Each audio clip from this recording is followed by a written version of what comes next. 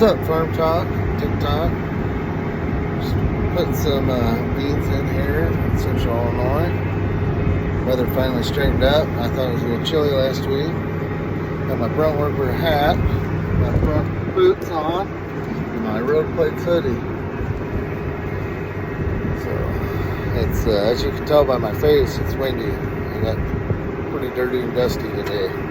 They actually put a dust storm warning out a little bit ago, but I could see that with all the crap that happened on I-55 yesterday. That wasn't very good at all. So, but we're just rolling along. So I hope you guys have a good one. See ya.